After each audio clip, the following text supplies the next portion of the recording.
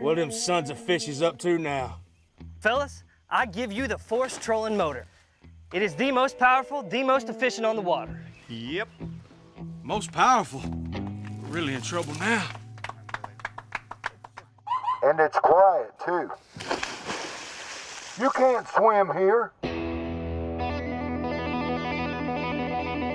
What a dumb bass.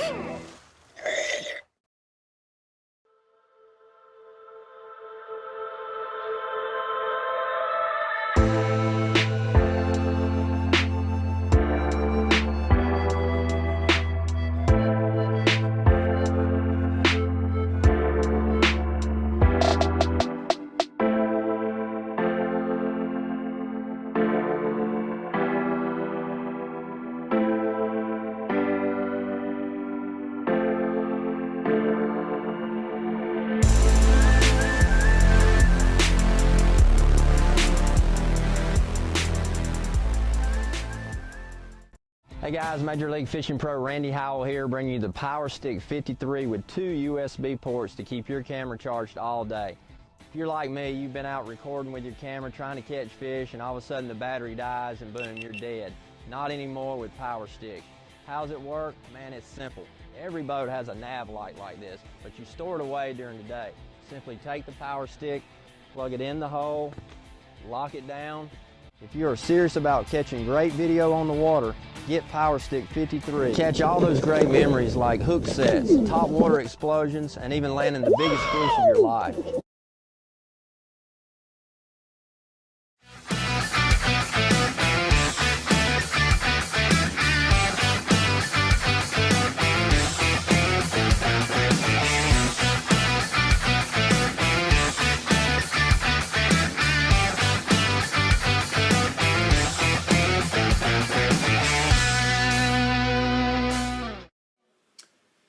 Here we go, it's another month has come around again. It's ABT Live episode. Let me look on the sheet. 24 episodes we've done since we started at the start of lockdown in March 2020.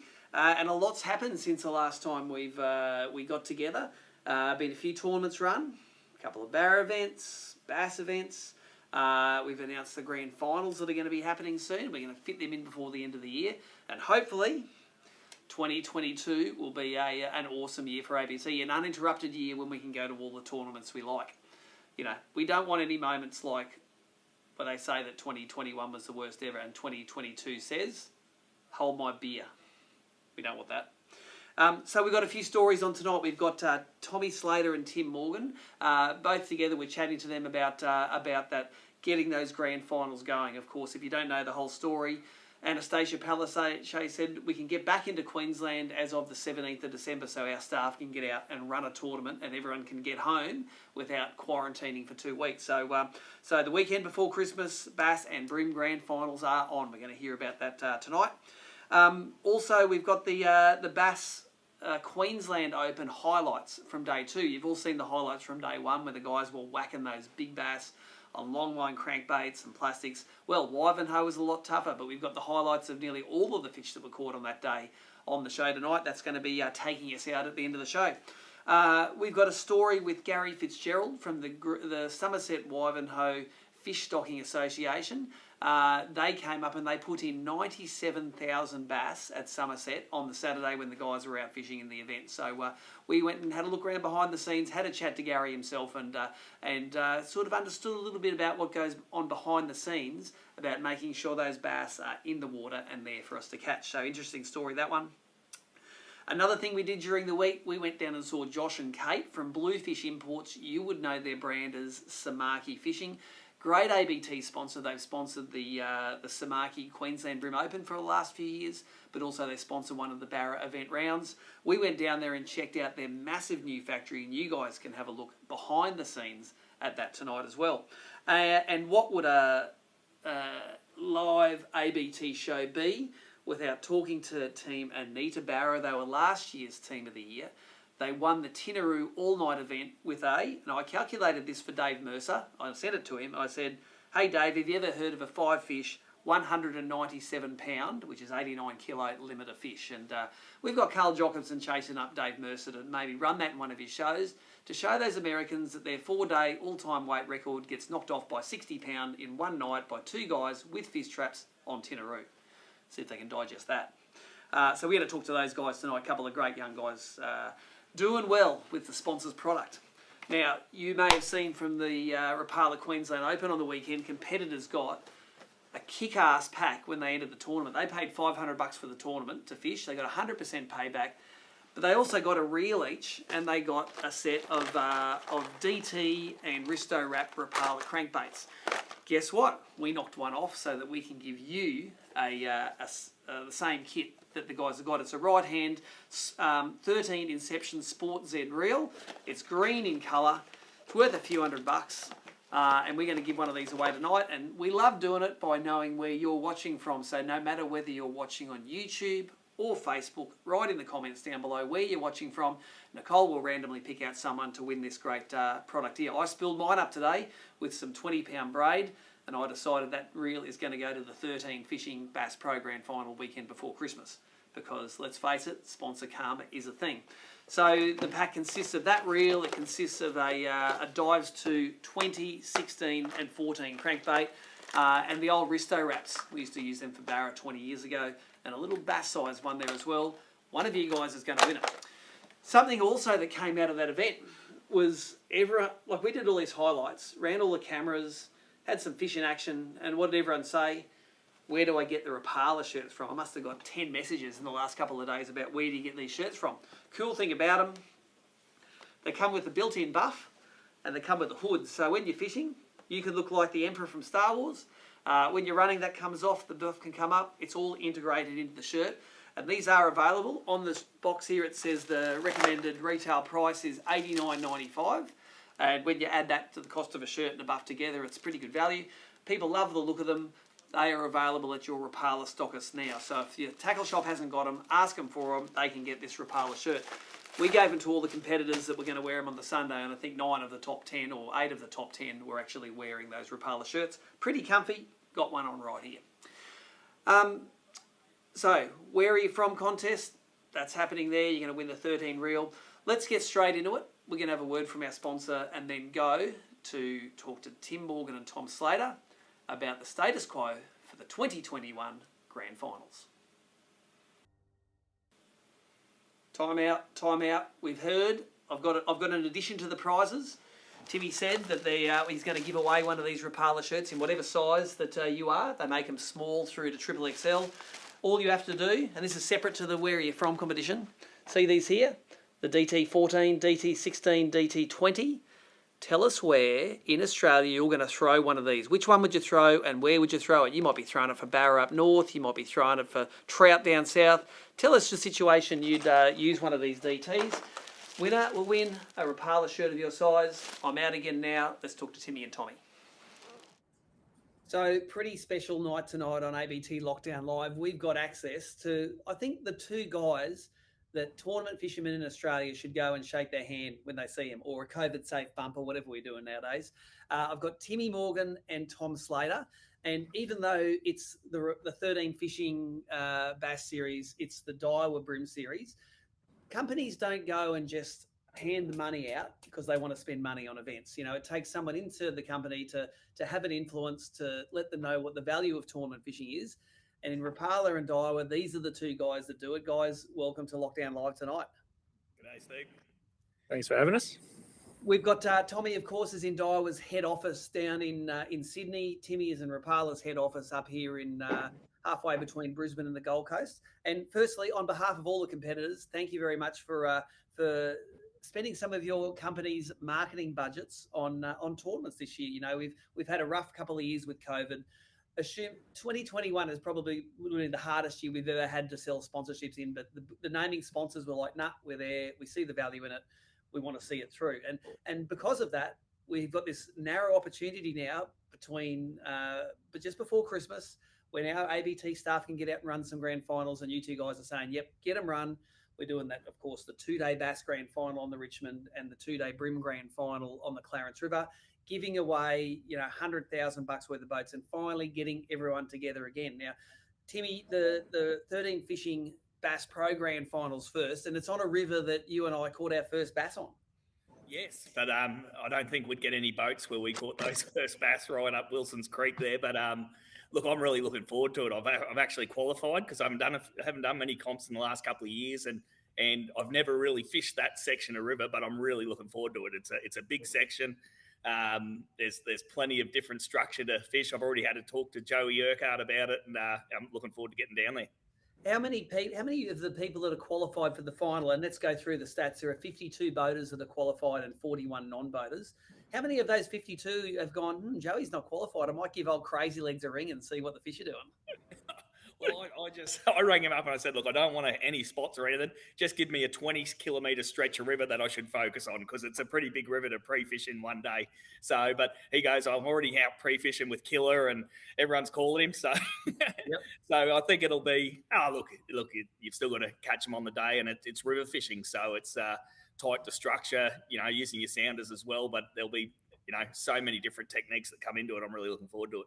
And of course, it's such a long river, a long navigable river. So if you want to, we're running it, of course, from Coracai, which is just below Lismore. You can run literally all the way down to Emigrant Creek and fish for EPs in the mouth down there. And there are so many tributaries and so many kilometres of water to fish. And I suppose the thing about the Richmond is there is no shortage of fish in that joint. Some of them might be small, some of them might be big, but with the tournament being run on the app, and of course we're running it on the app because we don't have a permit to keep 5 fish in a river. And we don't even have a permit to keep more than 2 fish with New South Wales Fisheries. So we're going to feature live scoreboards. Every fish counts. And as we learned at the Rapala Queensland Open on the weekend, it might be important to put together a little limit of fish before you go looking for big ones. That's exactly right. And I think, we'll look at Killer. Not one fish over 30 to fork, but got the win. So he did really well there. But I'm just looking forward to it. I think the rain will have a lot to do with it. If we get a big rain, a lot of the fish will push right up. However, if we don't get that rain, then I think they'll be spread more through the system. But every fish counts, that's for sure. Tommy Slater, the Daiwa BREAM series been really popular. We have 73 anglers that have qualified from the boating side of things, and then 55 non-boaters that have qualified. Anyone watching that isn't clear on the qualification process, anglers had to have fished 3 events, and this is BREAM and Bass, 3 events across 2021, with them being disrupted season. We made it a participation-based qualification process. So anyone who had fished 3 events or had fished maybe 2 events and 1 event that got COVID cancelled, if they were on the entry list, they would get an invite into it. But historically, I think the size of the fields is going to be about where it normally is. We normally run a 30-boat Bass Grand Final and a 40-boat BREAM Grand Final. It looks like the field's going to be about the same, Tommy, and you've qualified for the BREAM side of things, haven't you?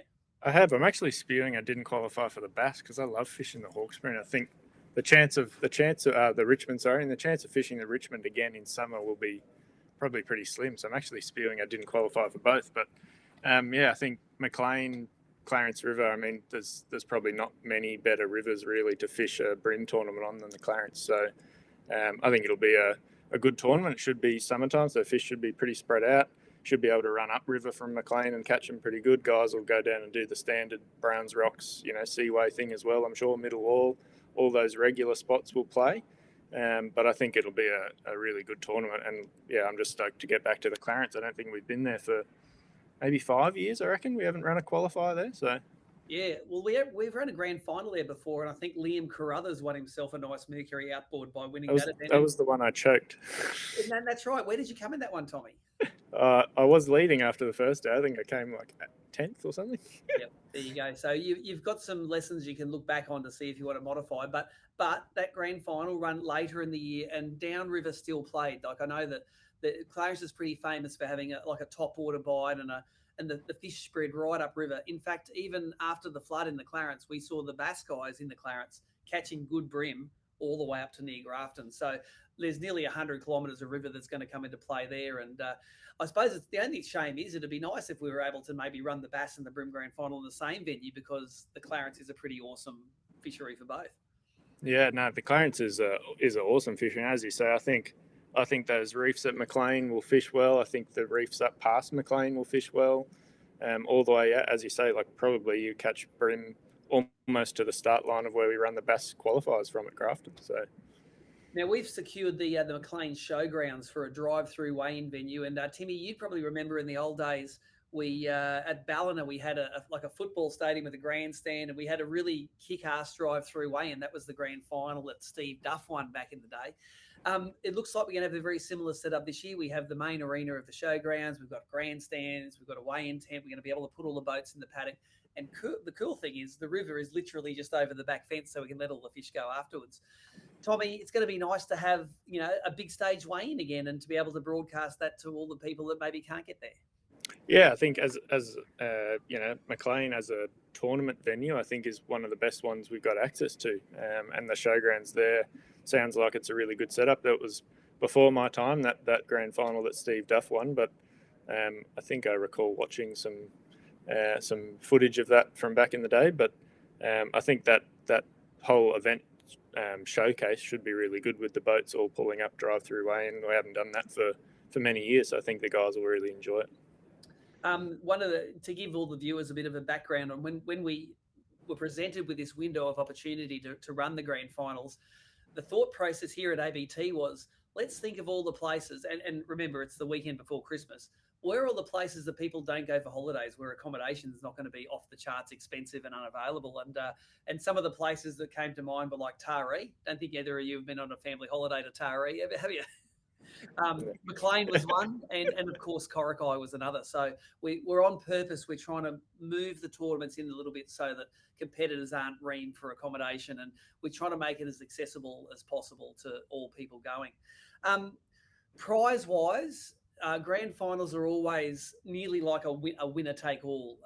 The first prize wins a boat, second prize gets a handshake and a bit of gear or something. How does that sit with you guys as sponsors? And start with you, Timmy. How do you like the difference between first and second when it comes to grand finals, like being winner-take-all?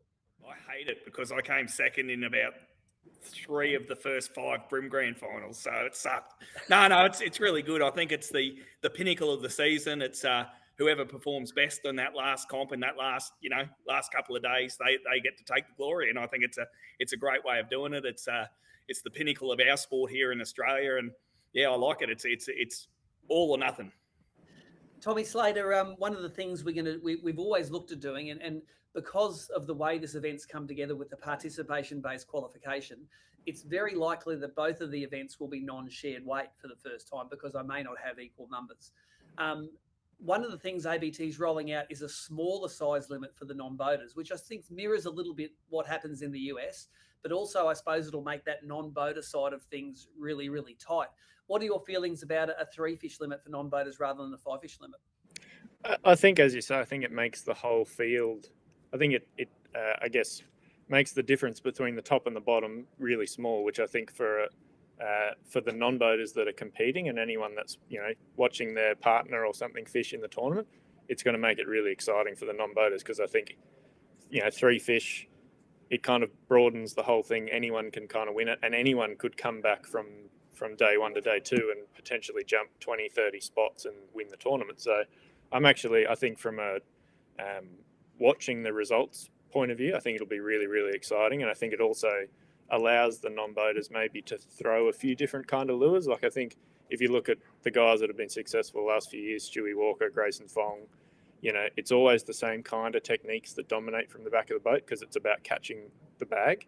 You can't win if you don't catch your bag. I think lowering the bag limit to 3 will enable some of those guys that maybe want to throw a few different lures here and there to try and target the bigger fish, or maybe throw a top water when you would normally throw a grub or something like that. I think it opens up that playing field a little bit more as well.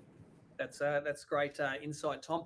Timmy, we ran the app tournament on the weekend, that Rapala Bass Queensland Open. It was really exciting. Watched the leaderboard change on both days. At Somerset, we saw Killer jump out to an early lead, but then he got mowed down by Matty Langford. And then Nick Johnson came and we had lots of leaderboard changes. The same thing's going to be happening in the Bass Grand Final. People are watching the show here will be able to watch live the results come in. How exciting is a live leaderboard in tournament fishing? I love it, and look, I'm a sucker for it. I stayed up late watching all the Barra, seeing who was catching fish and everything. So I've never fished in an event with the live leaderboard. So it's going to be interesting down the Richmond. Like, am I going to be tempted to stop fishing and have a look and see how I'm going, see how everyone else is going as well? So look, I think it's great. It's the way of the future, and it's great for the fish as well. So. Yeah, and that we did notice that at Somerset. You know, guys catching big fish from deep water at Somerset. There was no problems about those fish not surviving, getting released at the point of capture. Let me tell you, I'll give you some advice. I fished a lot of tournaments of live scoreboards. I'm a sucker for looking at it because I always want to make sure that the thing's working for a start as an ABT owner. But when you sneak a look at the board, it's like as soon as you've had your first hit, you've got to go back, and your day stays in context. If you need another fish to take the lead, you might think you're fishing as hard as you can, but you fish harder, and it all comes down to controlling your speed. You know, like we all know that when we're short of a limit, we fish faster and faster and panic a little bit at the end of the session. The good guys have got to be able to slow down and trust that they know what they're doing and that the results will come. It was interesting with the Rapala Queensland Open. Carl Jochimson on the weekend, he was watching the results from over in America, so giving that global presence as well is it's pretty cool. Yeah. So what I took out of that is, if you're not going that well, go to a lower gear ratio reel. That's it. Slow down. Get off the coffees. Guys, any final comments for what's going on? Tom, Slater, we're hoping we get a real big field to the BREAM Grand Final. Luckily, Clarence can handle if we get it. Any comments to people that are maybe sitting on the fence and whether they should come? I mean, how many times a year you get to fish for a $50,000 boat? I mean, it's right. You know, I've been lucky enough to win one many years ago now. That kind of, you know, it kind of set me up for you know, a long time. Bought my boat that I have now with it. So, you know, you don't get those kind of opportunities every day. So, it's a week before Christmas, but hey, you know, you don't get a chance to fish for a boat every weekend. So, make the most of it. Come down McLean and Grafton and the Clarence is, you know, beautiful river to fish. So come down and give it a go, and you never know, you might get lucky. Timmy, you've also won a boat in the past. I think you might have won a Quintrex or something. Was it in the BREAM Grand Final back in it's nearly 20 years ago now. We can still talk about it. What did you win when you won the BREAM Grand Final? Yeah, 475 Hornet Trophy, I think it was, and it was cutting edge at the time. So things have changed a little bit now, but it's but like, yeah, look, I haven't fished the Richmond down in that stretch for bass ever before, I don't think. So I'm really looking forward to doing it, and it only takes 5 bites a day. So anyone can go and do it. And you can see so many times, you think, you know, Joey's not fishing this one, but someone who fishes it all the time. And if the fish move, like, they don't adjust as well as someone who maybe hasn't fished it very often. So the way I look at it, it's 5 bites a day. It's not too hard. It is hard to do sometimes, but, you know, if you get the right 5 bites, 60 grand boat package coming your way. Yeah, that's right. Guys, thanks very much for taking times out of your busy schedules to join us on are we calling it Lockdown Live or Live? ABT Live tonight. It's the 25th. It's the 25th episode. I will see both of you at the grand final soon. Thanks, mate. Appreciate it.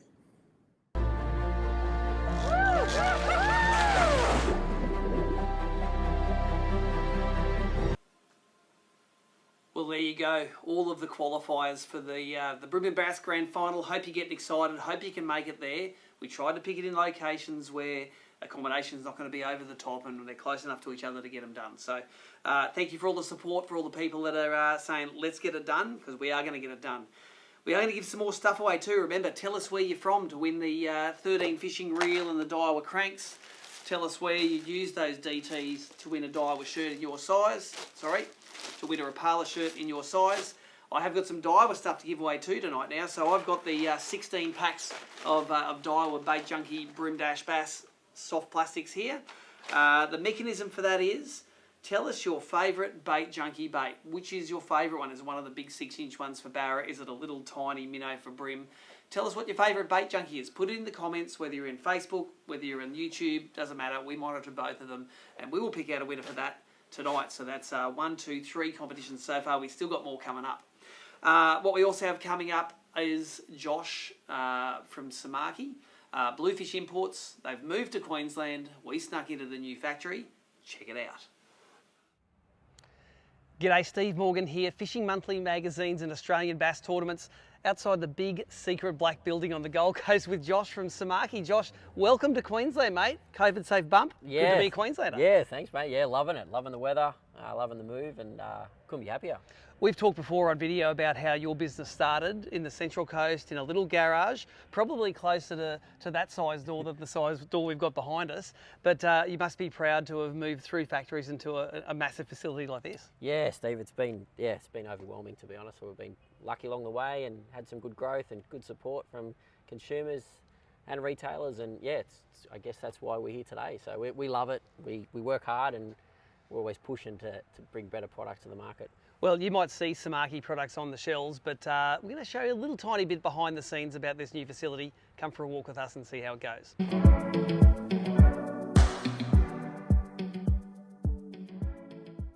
So check out the enormous amount of space behind us here. Whenever you move commercial factory, they say, Josh, order more than you need.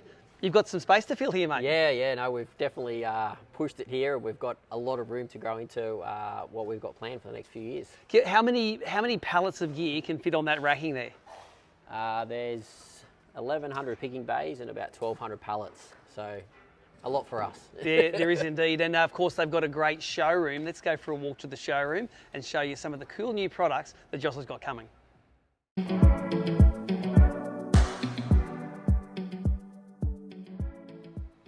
So, flash new showroom here as well downstairs, and Josh, you've got it full of all the latest and greatest lures. You won't have seen these ones here before. Tell us about the brand and why you've made it.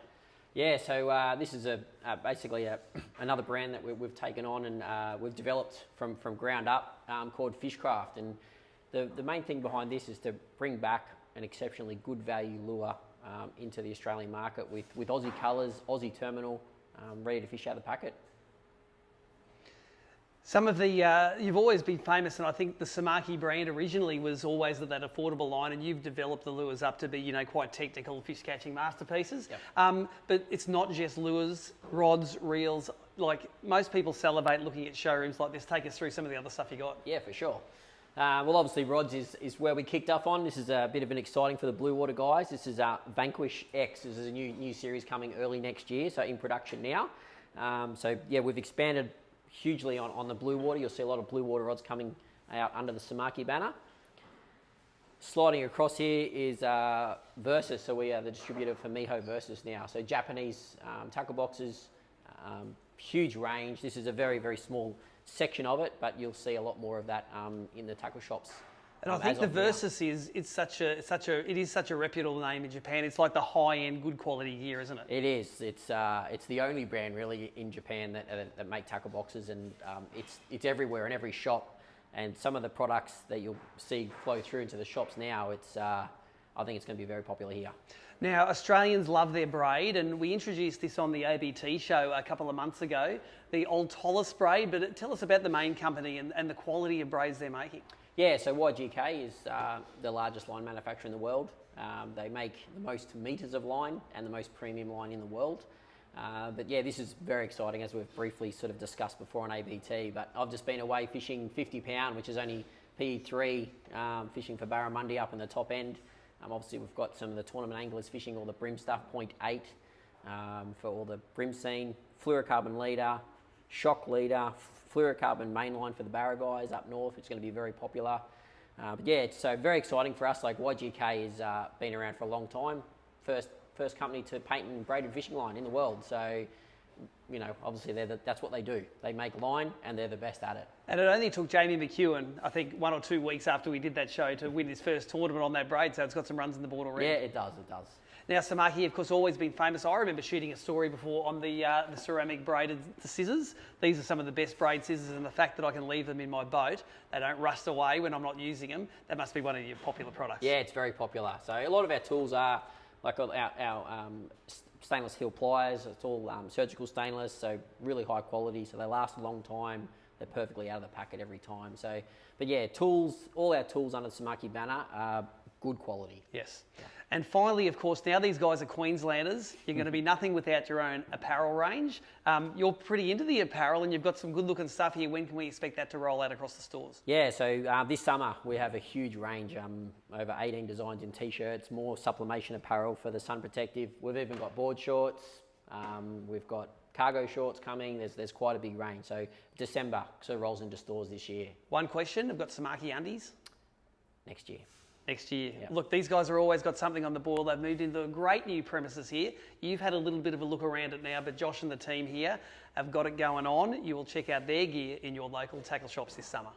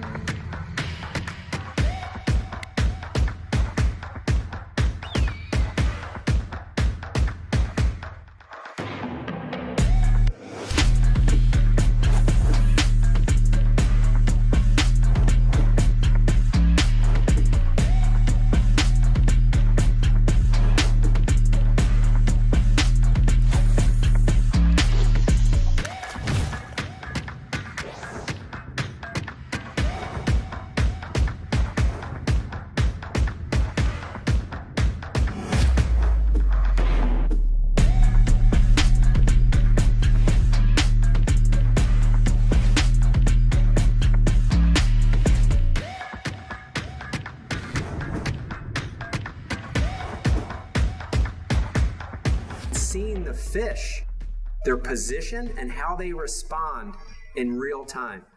That's game changing.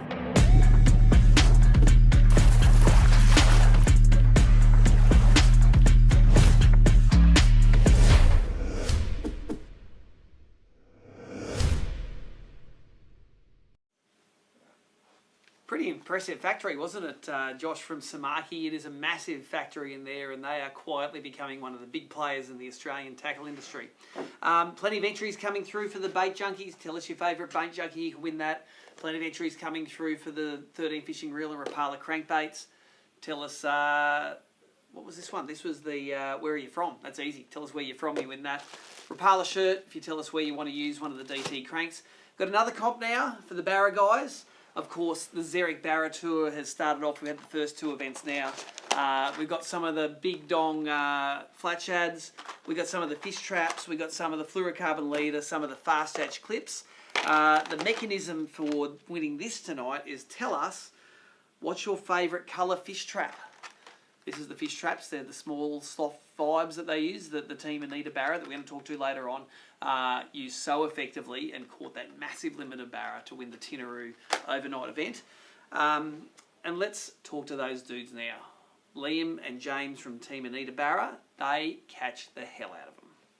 So here they are. They're the 2020 Barra Team of the Year, and they have started off the 2021 Zerek Barra Series with a bang. A second place on the first event at Lake Tinaroo, and then James and Liam, first place in the second event. You guys had a great trip up north, didn't you? Oh, it was the best. We always loved. Well, the last 2 years we've had it up at Tinaroo. We love going up, and last year we caught a lot of fish, and you know, this year we just used a bit of knowledge from last year and a fair bit of pre-fishing, and yeah, it's just awesome. One of our favourite dams for sure. Let's before we talk specifics of the event, tell the people that haven't been to Tinaroo, tell them about the lake itself, the variety in the lake of both sizes of fish, but the variety of structure that you can fish in that joint. Yeah, it is a bit different to your southern dams.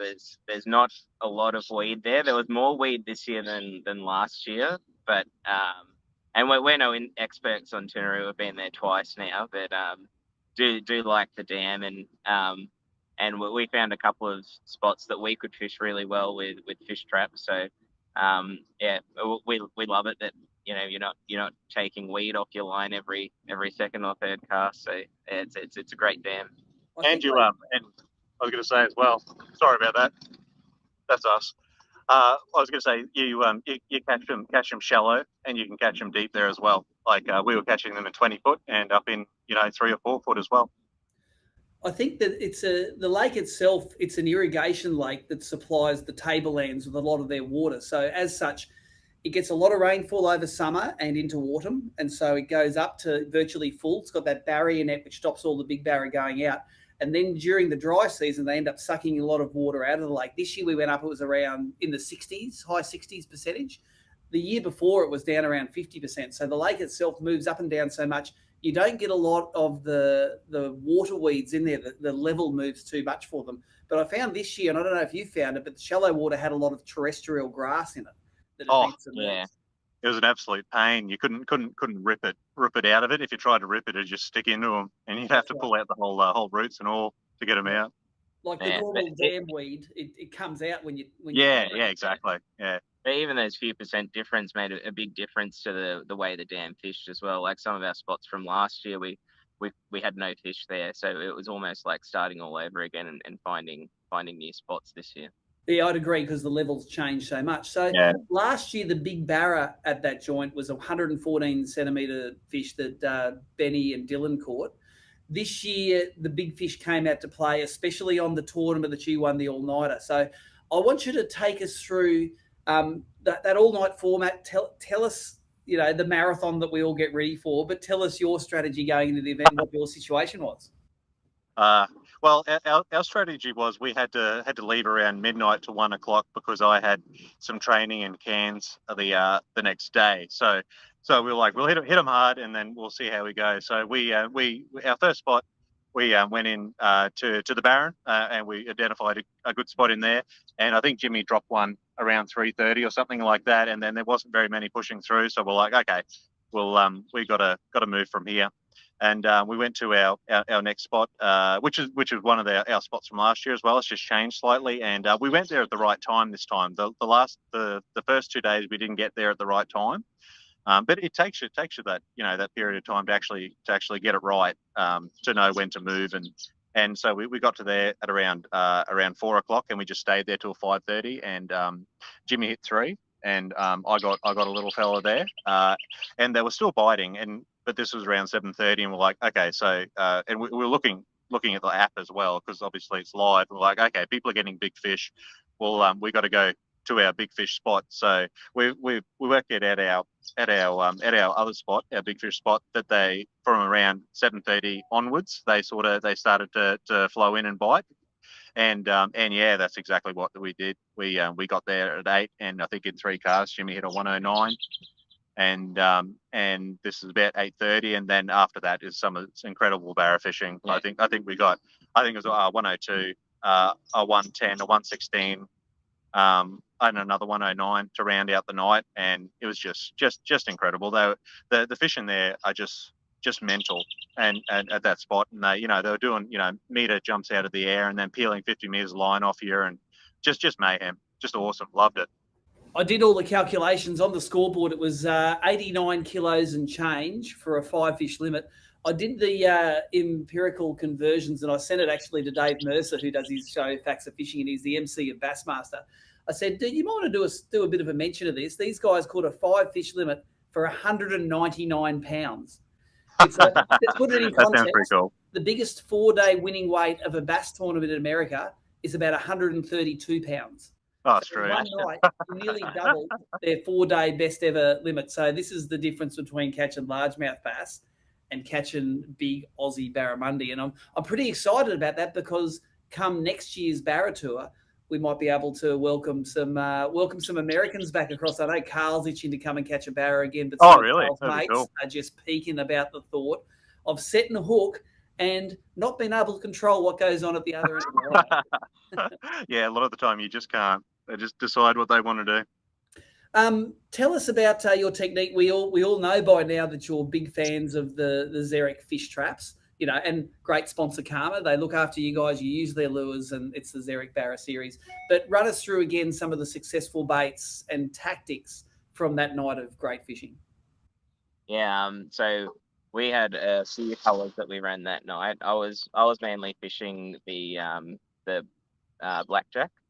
And that was working really well in the daytime up until sort of early evening, and then That was in the 110 and we only have a 95 on us, but in the 110 and the 95. Yeah.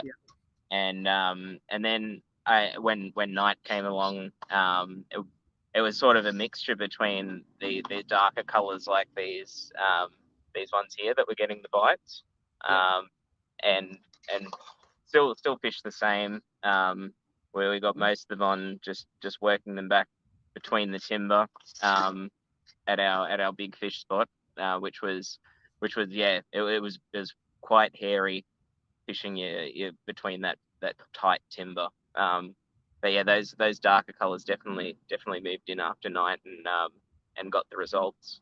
Yeah, I was going to say meat and potato. the technique as well was like they change up. So at our second spot we got where we got those 4, it was more of like a double hop because the fish were higher in the water column, and then when we moved to that spot we were in around 8 foot of water, so just the single hop was enough to get them to bite. Yep. So and talk through the situation for someone who's going to go to Tinaroo. What depth of water are they looking for? What sort of structure are you fishing? You say you're amongst the timber, but I could be envisaging anything from Mondrian to a rainforest. Just take us through and tell us the story of what the situation was you were fishing. It was so our first one it was sort of a rocky sort of ledge that we fish. The first one, it comes out of around 25 to 30 foot and goes up to about 10 foot, then on under 8 foot, a fairly standard sort of barra spot. Yep. And the big fish spot had some weed that was growing there from 8 foot, and then it was just a slow slope to around 12 to 15 foot, and we were probably sitting at around 12 foot, and obviously the wind plays a big factor, as everyone knows, with Barra now. So we were just we positioned ourselves on the windward side. The wind was pushing onto the point, and we were sitting around 12 foot. We had the 360 and our helixes out, and we're just looking for fish, looking for lines they run, and spot casting them as well. But I think it's sort of at Tinaroo, they seem to sit and bite around timber, is what we thought. Is they seem to like to eat around them, which they like to do at a lot of dams. Yeah, I believe. There's a lot of lakes the fish move, but then they'll sit next to something. And exactly. Yeah. They'll have a feed. Whereas if it's a cruising fish, you've got lower chance of catching it. Yeah, exactly. So if you just say you find everyone calls it the sweet spot. You find the sweet spot that the fish come and rest on, and you can just keep on hitting that one spot, and eventually, you'll just get it in the right path, and they'll smack it.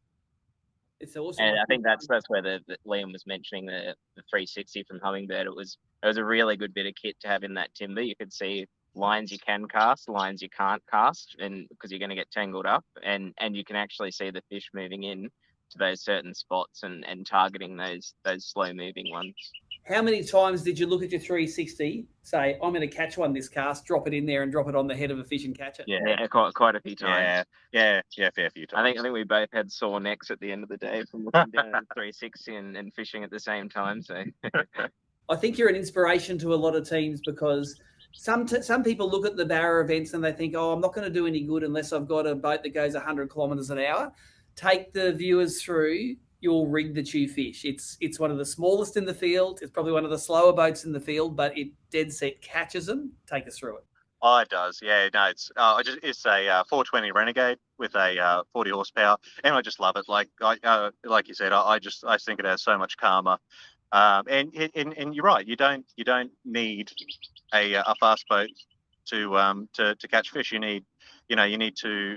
Like it helps probably to off the start line if you want to get to a particular spot. But if you have multiple spots and you use your brain and you find some places that aren't well fished, and it works, and it's worked for us many times now.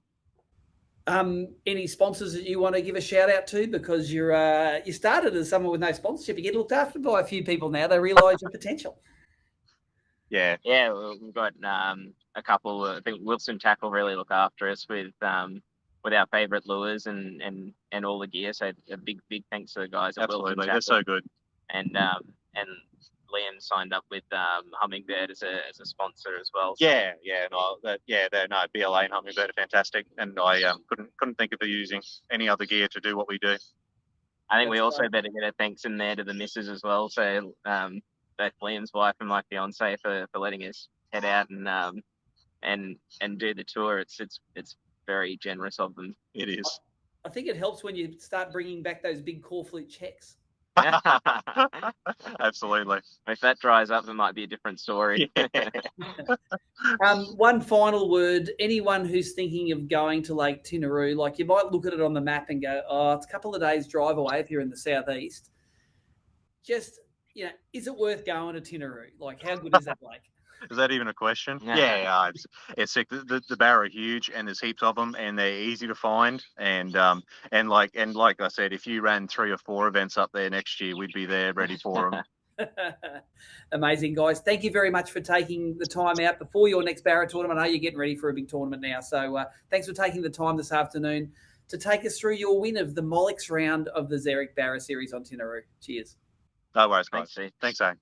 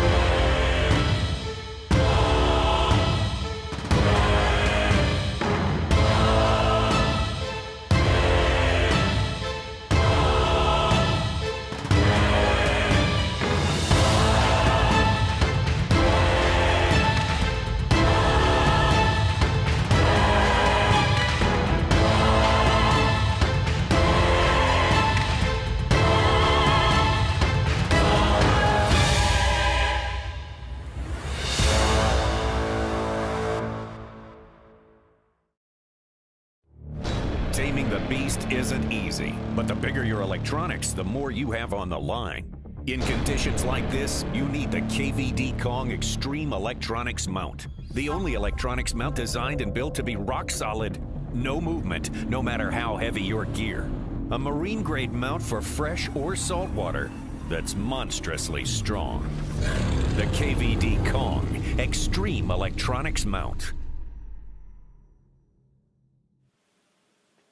How about that Kong ad? That was exactly what it was like on Wivenhoe on the weekend, it seemed. It was pretty rough out there. Hey, I've got Kongs on my boat. And that leads me to something. I'll put the cow down. I'll get back to him later with, her. We're going to do a discount code for the tournament boat shop. If you don't know, the ABT runs the tournamentboats.com.au store. It's normally free shipping over $150. We've got a lot of cool little things that are coming now. And if you use the code LIVE24, L-I-V-E 24, until Sunday night, you'll get free shipping if you want to try any of these smaller things. We've got the, for instance, the G-Force handles. If you're tired of the VB, the Venetian blind cord handles on your trolling motor, these ones made of wire. They fit to the motor guides and to the Minn Kota Fortresses, etc. All wire, they're available.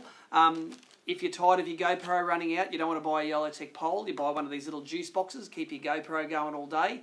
They're about $140, won't charge you shipping for that. These incredibly popular, the Buck and Bass head socks. Been wearing these for a while. Matty Langford, Jamie McEwen, the guys all love them.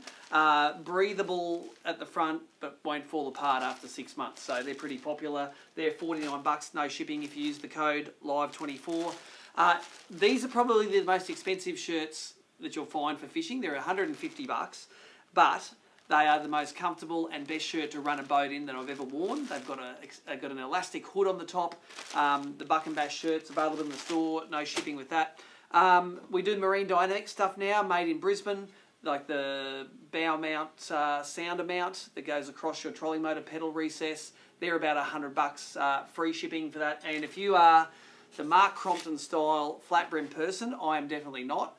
But the water resistant Buck and Bass hats, they're 40-something bucks, but there'll be no shipping on those as well. So remember that code, LIVE24. If they've always eyed something off in the shop, but you didn't want to pay the $15 freight, that code is for you. Also, a little bit of an update on the Barra Tour. Let's get her back.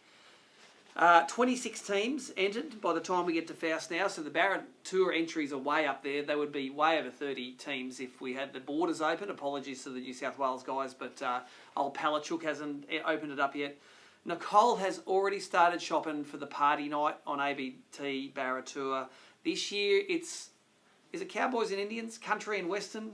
Some sort of country and Western theme. There are toys like this hanging around all over the office. ABT puts on the beers for the night. It's a night not to be missed in between the all-night event and the two-dayer event. There are going to be lots of chaps with or without pants being worn, I am sure. Let's talk about what's up next. The Somerset Fish Stocking Group, the Somerset Wivenhoe Fish Stocking Association, put 97,000 bass into Somerset on the weekend. We caught up with Gary Fitzgerald, who has been running that show for the last couple of decades. Here he is. So we've caught up with Gary Fitzgerald here. He's the president of the Somerset Wivenhoe Fish Stocking Association, and that's the group that makes sure there are plenty of bass, yellowbelly, Saratogas, everything for anglers to catch. Good to catch up, Fitzy. Always a pleasure, Steve. We know that Fitzy's very passionate about his freshwater fishing and his fish stocking. I tell you what, a lot of the access we have to these lakes and a lot of the stocks of fish in this lake wouldn't be there if it wasn't for you going cranky at the right people. You've got a long history of it. Yeah, well, I don't do dickhead real well, but we're driven. Not just me. There's a whole stack of people in many ways that help make a good fishery. We stick up for it. We try and do the best we can for the fishery. And it's all about kind of driving the whole industry. My day job, I work for a boat builder. It helps them. It helps the tackle guys. It helps the tourism. It's just fantastic all the way through. And you know what? I was speaking to a couple of guys earlier today. The only reason they go fishing is for their mental health. So, it's a good get out from their day-to-day stuff with the family and the work and all that sort of kind of thing. It's ticking all the boxes, and this weekend we have a fish stock arriving. We've got some bass. Are they bass or yellowbelly? What's arriving this weekend? Yeah, we've got about 100,000 bass arriving. They're going to go in just behind us here. They're going to get dropped in the water, so they're going to be about anywhere 35 to 45 mil long. That's 6 inches, isn't it? Yep. For me, it is. Yeah. So they'll go in the water. We'll release them around the edge. And we invite all the public. We couldn't during COVID, but we're a little bit more open now. Invite families, come along, let some fish go around the edge, and they should, it takes us about 10-year return on investment to get those big fat 50-centimetre ones, but we keep them going in every year, so hopefully we've constantly got some more fish coming through to replace those that get taken. Now, 100,000 bass sounds like an absolute pile of bass, and it is. Put it in context. How much does it cost to buy 100,000 bass, and where does that money come from? So, the majority of the money comes from the stock impoundment permit. So that's the fishing permit that everyone has to have. Yep. And 75% of that money goes to fish stocking groups right across Queensland that do the lakes and weirs. So that's from North Queensland, that's Barra and Sooties, down here to the Bass and Goldens. But it doesn't do the small waterways. Like, we've got a cod recovery program. We don't get anything out of that. So you fish in these lakes, you buy a permit, the money goes back here, which is really good. Now, that's the majority of the money. There's also, like, ABT over the years have made, I don't know. 6 figures. Yeah, like donations from all of the Bass Electric and the ABTs. You guys have given so like hundreds of thousands of fish. Like, to give you an idea, it's an estimate. I think we've done about, it's over 6 million fingerlings have gone into Somerset Dam. So if the fishing's a little bit tough on the water, it's not because the fish aren't in there. These are just big lakes, and sometimes they're hard to fish. Fitzy, one of the things that stocking groups do nowadays that we like to try and help with ABT, but you can help if you wanted to participate, is community monitoring of the resource. The government punted it to the stocking groups and said, you guys let us know what people are catching in there. How do people get involved in that? So there's a few running around the state. We've got our own app running, and most of the boat ramps have got a sign with a QR code on it. We're not asking for GPS locations. We're not asking for your personal data like your email address. We're not going to spam you. All we want to know how long you spent fishing, what you caught, and whether you let it go or not. And that'll give us some really good data on managing the fishery, on what sort of fish we need to replace. We don't care. We put fish in. If people want to take their bag limit, so be it. But we need to get some numbers. And you and I have fished before. The sort of fishing we do is not necessarily what most people do, So if we can get that data from the wider community, from the elite anglers that are here this weekend, right through to the mums and dads that might come once a year, it really helps give us that data in that. Fisheries just don't have the capacity to do post-stocking monitoring for us. So they've like you said, they've punted it to us and said, off you pop, you need to measure what you're doing. And that's what we're trying to achieve. And that's why it's called community monitoring. You guys that are fishing the fishery, make sure you write down what you catch, put it in the app, let these guys know. They're not going to find your secret fishing spots. I guarantee you, this band probably knows them anyway. But that will be very important, that collection of data. Your own individual data is only worth a little bit, but pooled together, it gives us a great snapshot of what the cohorts are of fish and how catchable they are. And I think that data, the essence of that data, is used to get that mix of stocking right. You know, if people are pulling 10 times as many yellowbelly out, need to put more in to replace them. Yeah, absolutely, Steve. And, you know, I had some preconceived ideas. I've been doing this for stocking here for 30 years. And that we've got the first 12 months of data in, and I'm scratching my head going, well, that's not what I thought was happening out there. So it's a good eye-opener for me. And, you know, it's probably more to do with what is really happening on the water. And over time, the more data we get, the more accurate it's going to get. And allows us, I'm not backward being forward, I'm happy to go to the government and say, hey, here's proof we need more support in the form of funding to get more fingerlings in the lake. So without that data, I've got no ammo. Well, we've got some cutaway running behind the interview here of the fish being let go. They're going to be let go tomorrow morning. We're going to be filming them let go. If people want to keep an eye on the Somerset Ivanhoe Fish Stocking Association, maybe come to one of the releases, bring the kids up, let the kids let the fish go in the water. How do they get in touch with what you guys do? So you can find us on Facebook, Somerset and Ivanhoe Fish Stocking Association. It's like that long, but anyway, you'll find us. Maybe if you search hashtag Lake Somerset, you'll find us as well, or hashtag SWFSA. You'll find us. Members of the public are welcome to come at any time. Commonly, we'll actually just get some little cups, and the little kids, if mums or dads are there, 1 or 2 fish in a cup, and let the kids walk along the shore and let them go. They're hooked for life. Yeah, you go, mate. Well, I brought my kids along doing it, and they talk about it nowadays. They let the fish go, and then they got their rods out and tried to catch them. Yeah, they tried to catch them 10 minutes later. The fun thing is, actually, I say to kids quite often, you've got to name every fish, and you can't use George, you know. Or Dory. Yeah, that's right. So no, it's we really appreciate the support for many years from ABT, yourself, and all your team. We know there's a shit ton of work goes on in the background, as there is with everything, financially, and with the data you guys gave us last year from the ABT at Somerset. Fantastic data. We really appreciate that, and we look forward to working with you guys again in the future.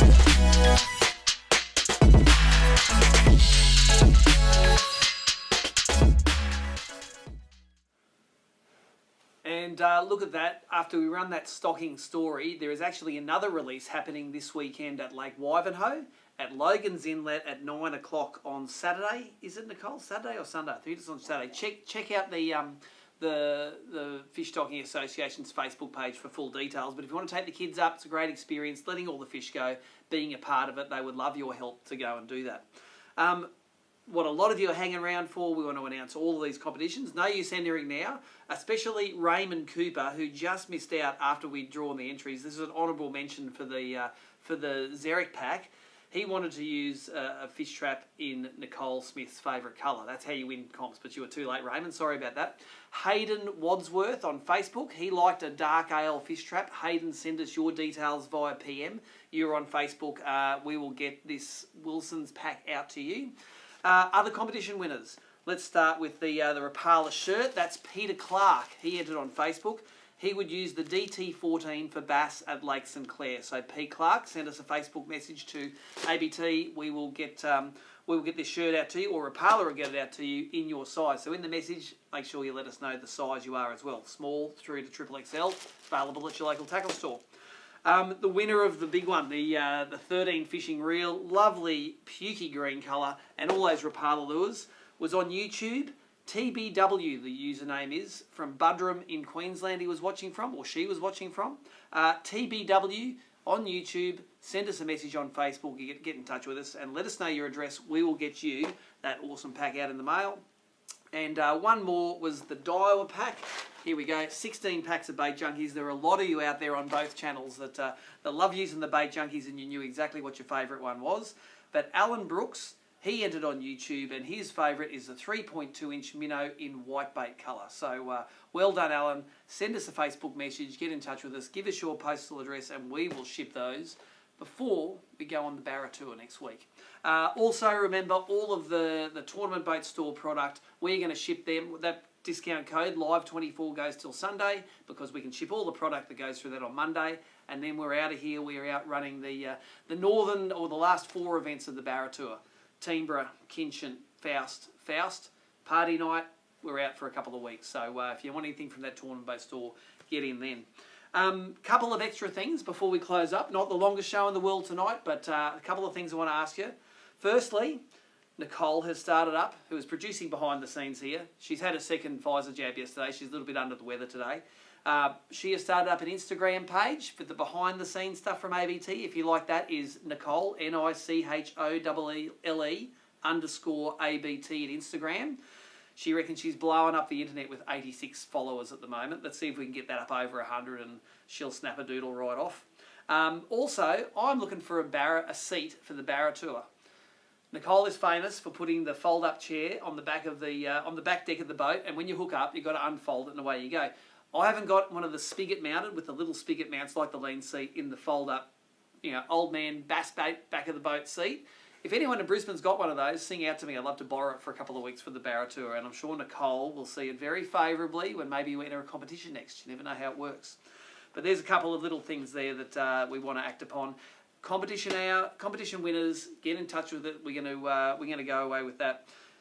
Other exciting news, and probably the last thing I'm going to mention tonight, we have all of the boats now for ABT Grand Final prizes. We've got Owen McPaul from OMP Designs is going to come up and have a look at them on Monday, get us all sorted for the fit out, so that by the time those grand finals come around, there are going to be 2 awesome bluefin alloy craft boat packages. Remember, there are 498 for the Bass and a 463 for the BREAM, powered with Mercury 115 and 90 horsepower motor. All of the trimmings from Lowrance, Garmin, Power Pole, Green Marine lithium batteries.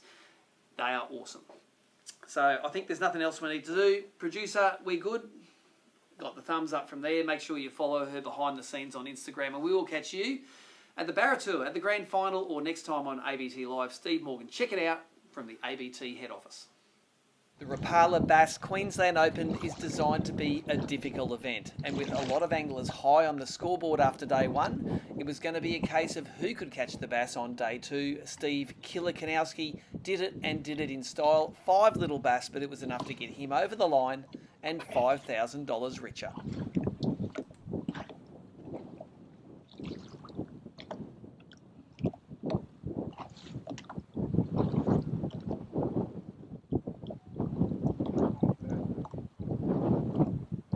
Could be a tiny something. It was on again. This time, maybe the right species this time.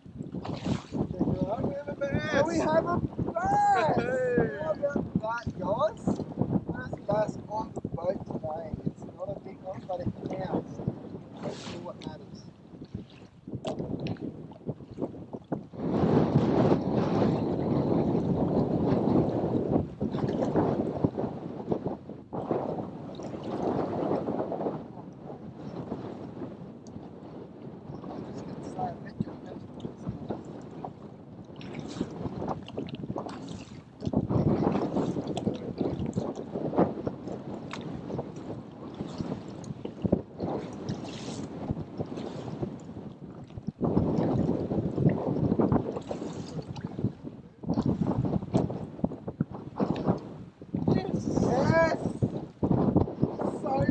hard work though, guys. Here we are, number 2. Go.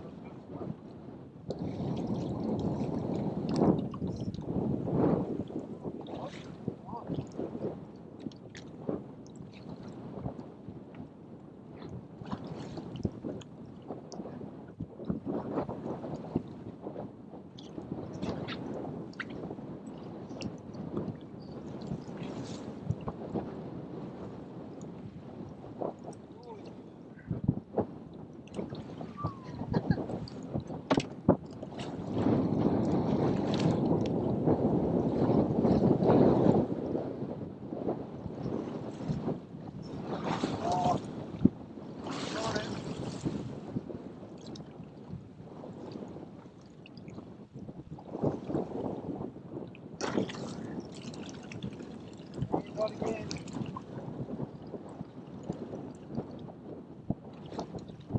Oh, here we go. That's the stuff.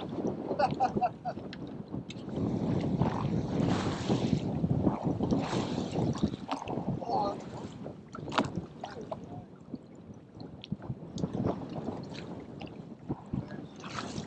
Nice, it's a nice.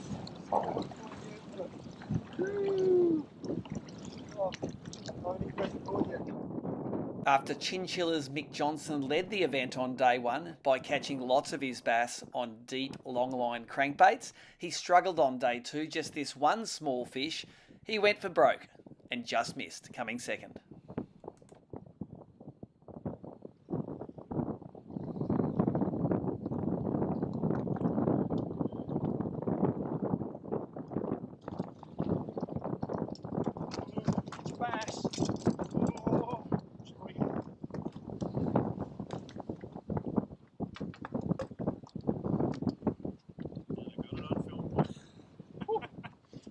I wasn't even sure if you were on then. After day one at Somerset, current Barra Australian Open champion Jake Schrin was only one big fish away from the lead, and he needed a good fish like this to take it. He dropped it. I hope it's not a caddy. A bit hard to tell. Look at this, unprepared, good and everything. I bet you it's a caddy.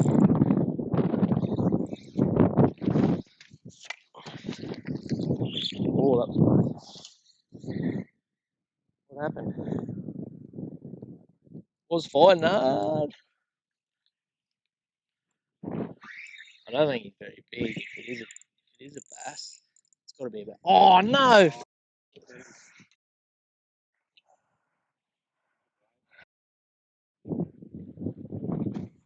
I mean, look at him packed up in here.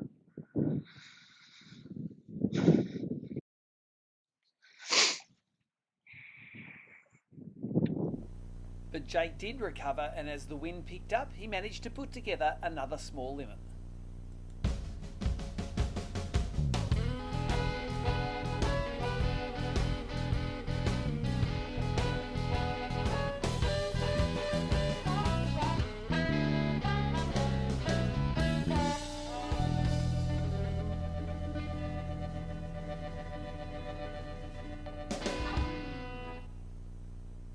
Every competitor got a 13 fishing reel and a set of Rapala deep crankbaits at the briefing, and I used this Rapala DT to catch a longline yellowbelly early up in the session. The rest of the fish, well, they were deep jig bass. Not fight much. That might be the 80 metres of braid. Yeah. Big caddy too. Feels like a yellowbelly. The way it's slugging around.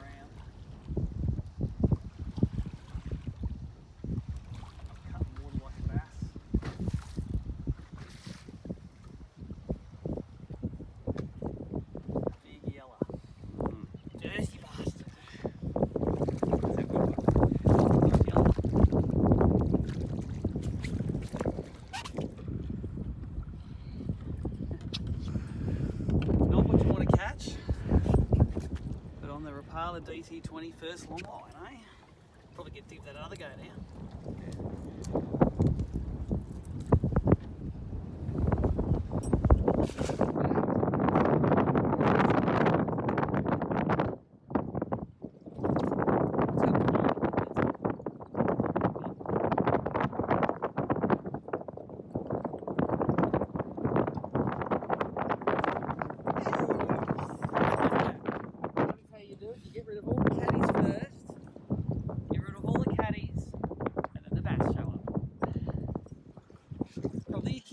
today. That's it. We caught maybe 2. We got a yellow belly and maybe 10 catties in a row. No donuts for me.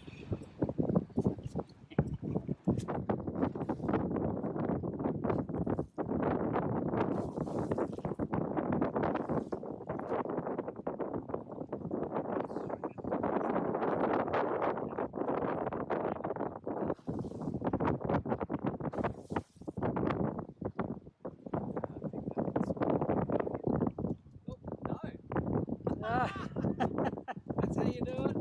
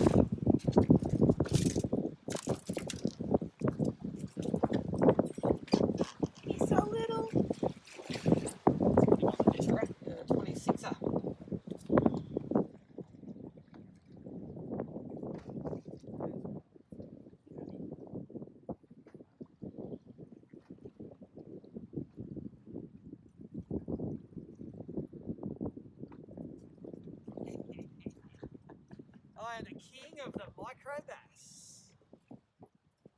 There's another 150 grams right there.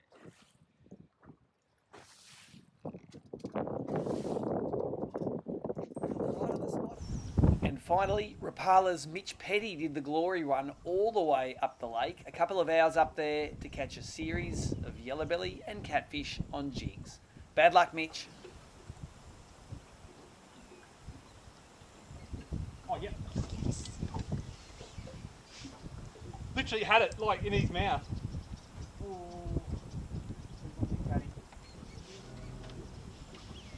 Oh, he literally, I was like, is that weight? Oh, it's a catty. You're kidding. He literally had it in his mouth and just like swam with it. Definitely bass next. Oh. I was like, I just felt the dunk and I'm like, that's weird. It just did nothing. I'm like, oh, I'll weed it up. And then he just like, oh, like, oh, there he is. It probably just hurts heaps. Oh, I just seen it really swim. Oh. Literally just on that tree. Because I told you to stop being it. Literally.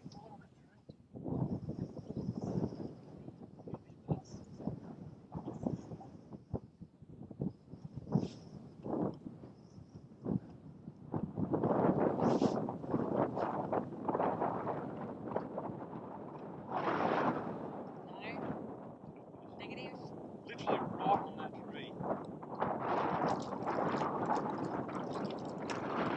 Bass, don't they? I know. They're in the bass areas.